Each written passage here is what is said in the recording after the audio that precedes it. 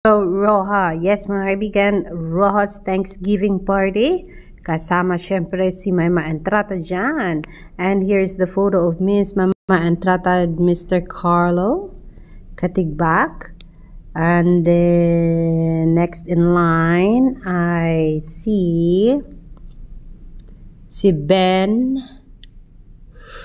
si Luiano, ayan, kung makita nyo. And now, my with Miss Lorna Tolentino chatting. And big table, kasama syempre si Donnie, si Miss Cory Vidanes, Carlo, Lorna Tolentino, and my.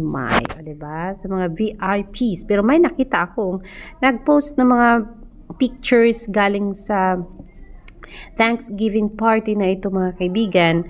And they are cropping out Miss Maymay Entrata. Pero kahit nagawin niyo pa yan, ibibigay ko sa mga followers Maymay Entrata ang real and original picture having Maymay and Mr. Carlo Katigbak, having Maymay and Miss Lorna Tolentino, and having Maymay in one big dining table kasama si Donnie, si Mr. Carlo, si Mr.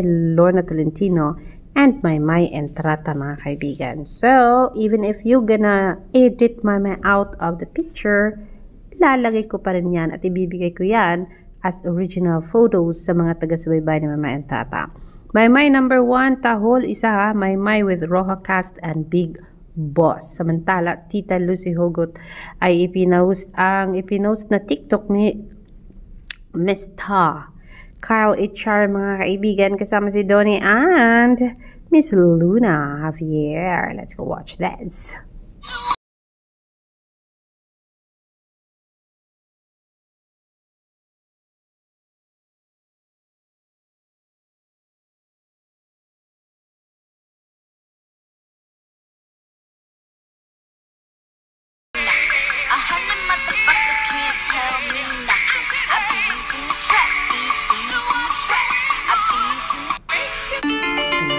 Ang cute naman nun. And that is from Kyle HR himself. Dahil balik primetime na si Maymay, bumabalik na po ang kanyang mga followers, solid Maymay and solid Mayward Flyers and even Maydon Warriors mga kaibigan. And sabi ni Demigoddess, some things never change. Maymay is still loved by casuals. And one proof of that ay itong post ni Dreamscape Entertainment mga kaibigan sa Instagram or Facebook, bringing lots and lots of views mga kaibigan. Nako, hindi po 100, hindi po 200, kundi umabot lang naman po ng milyon mga kaibigan. And that is, yan po ang karisma ng isang Maymay Entrata na mahal ng masa. Sabi na Dreamscape Entertainment, meet the soul chef Luna Javier having, alam niyo ba kung ilan? 1 million mga kaibigan views. So yes. Pero meron tayo, aside from meeting the soul chef mga kaibigan, umabot na ngayon ng 245,000 views sa TikTok, 248 reposts, 95 quotes, and 800 likes with 96 bookmarks. Ayan.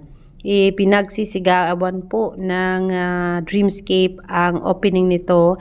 At ayan, dapat po daw mag-survive ikaw Maymay Entrata. Ang survival po kasi naming fan at mga viewer ay nakadepende kay Luna. So dapat kailangan mo mag-survive para survive din ang fandom ng Maydon Warriors mga kaibigan. May naiinip po habang nag-aantay ng kanyang cue sa shooting. Ang sabi, back to Roha taping with zero. Keep but zero sleep pala yun, but so happy to see you again. Dang, love. Yan po ang sabi niya. Happy cycle 3. Opo, let's do this. Roha #makeup by Chia. So kung may naiinip at nag-tiktok na naman ang trata kasama sa Jen, ay may nagpapahinga po topless na si Donnie Pangilinan, mga kaibigan. Dahil po, syempre nagbabasa na ka ng script. Habang nagbabasa ng script dahil sa init, ayun, topless ang isang Donnie Pangilinan, mga kaibigan. So ganyan po ang nangyayari dahil tuloy-tuloy po ang kanilang shooting. Hindi iniinda ang masakit na araw. Ang kailangan lang po ay tawag doon perseverance, endurance, di ba?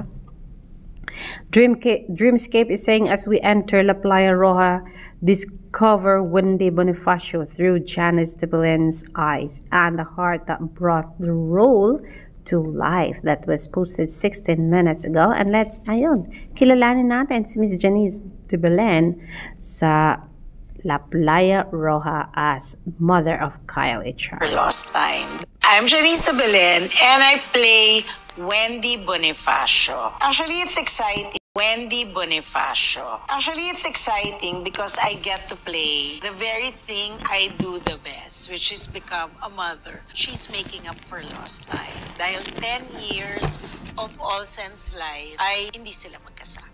Marami akong maling desisyon na ginawa sa buhay ko. Ginawa ko lang naman yun para mabuhay ka. So it was refreshing to have the loving mother character back. Exciting!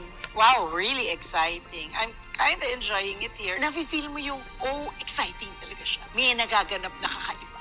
It's the same. We always have fun. Parang ngayon lang ata siya mangyayari sa TV na sobrang daming nagaganap. Punong-puno siya. Roja, exciting. Kaya niyo siya dapat panoorin.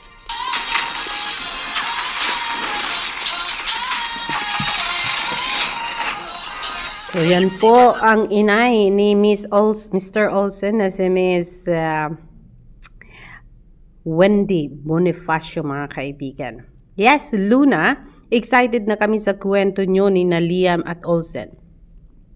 Luna trailer has reached 3.6 million views across all social media platforms in one day. Maymay and Trata, nako, sobrang lakas mo pa rin daw po sa masa. Kung titignan natin ang statistics, sa FB po, ang post po ng Dreamscape ay umabot po ang reply and response at pagmamahal at pagyakap ng casual viewers ng 1 million. Just imagine, in one day time. In Instagram, umabot ito ng 1.7 million views, Maymay and Trata. In TikTok, umabot ito ng 692,800 views. And in X or Twitter, umabot ito ng 225. That was 5 hours ago, but now it is reaching 245,000 views. But still, we are counting, mga kaibigan. So that is why, from 225 ay umabot na ito ng 245. That was 5 hours ago po. So, November 21, for sure, doon umugin ng casual viewers dahil po kompleto po sa promotion ang Roja, mga kaibigan. Since nailabas na nila ito sa TV Patrol Express, nagawa na ito ni Donnie and Kyle sa GMA Network, sa TV5 din po, and sa Netflix lately with Maymay and Kyle Echari. And with the media conference grand launch, mga kaibigan, na talagang paulit-ulit na pinanood ng masa at paulit-ulit na nirepost and post po ng maraming taga-subaybay ni Maymay and Trata. Kung kaya hindi lang po kay Maymay kundi ang mga bubblies ni Don Bell and yung followers ni Kyle, mga kaibigan, posting it to different accounts, and so kaya ang reach po ng Roja ay talagang ang lawak po. So congratulations, Roja team. And yeah, let's not stop from here kasi nga po mag-uumpisa lang po ang good part. Let's get to the good part. Parang ganon. Kasi nga ilang araw na lang yan. And yes, Roja fever na po tayong lahat. Just imagine watching them every night for 1 hour, mga kaibigan, sa inyong screen. Nako, hindi ko alam kung anong klaseng feeling kaya ang mararamdaman ng marami na talagang matagal nang nagantay ng pagbabalik serye ni Maymay Entrata, pagiging action star ni Mama Entrata, pagiging action star ni Donnie Pangilinan and Mr. Cal H. Shahar, mga kaibigan. So yes, these set of artists are all new to action movie or serye, mga kaibigan. So marami for sure ang excited to see how effective they would be sa kanilang mga roles. O diba? These Pogi Roja Boys coming soon. That's from Aya. And so, ayan. Siya po yung nag-post na hindi kasama si Maymay Entrata, mga kaibigan. Pero yes, that is so fine. Kasi nga po,